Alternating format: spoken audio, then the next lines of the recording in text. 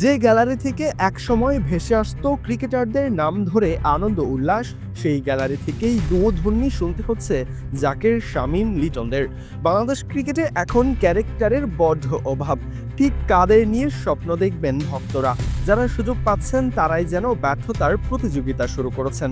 একসময় সাকিব, তামিম, মাশরাফিদের নাম ধরে চিৎকার করা ভক্তরা এখন আর ক্রিকেটারদের রীতিমতো সহ্যই করতে পারছেন না।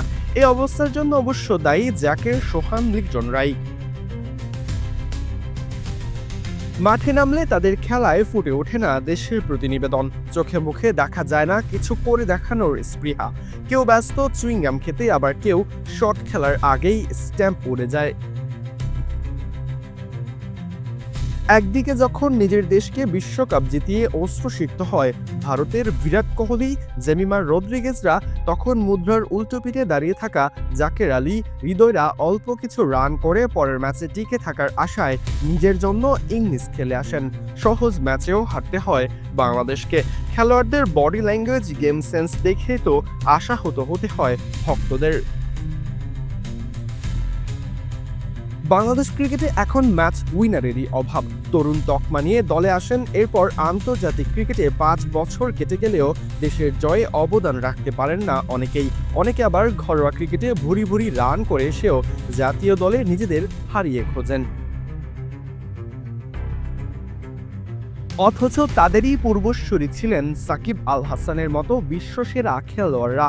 দেশের হয়ে কখনো বড় সাফল্য না আনতে পারলেও ছিলেন দেশের ক্রিকেটের পোস্টার বয় হিসেবেই। শত নেয়ের মাঝেও তারা থাকতেন অন্য আলোয় বাঁধানো, একেবারে আকৃষ্ট করা ক্যারেক্টার যাকে বলে।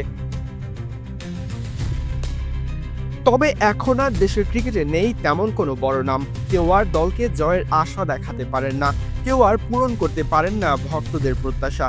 পারফরমেন্স দিয়ে কেউ আর ভক্তদের মনে দাগ কাটতে পারেন না, যার ফলে লাইমলাইটে এখন শুধুই বলির পাঠা। সৌম্য, সাব্বির, নাসিরের মতো ক্রিকেটাররা একসময় অপার সম্ভাবনা নিয়ে আসলেও তারাও পথ দেখাতে পারেনি দেশের ক্রিকেটকে। লিটন, হৃদয়, শামীম, জাকেররা তো ভিলেনেই পরিণত হয়েছেন।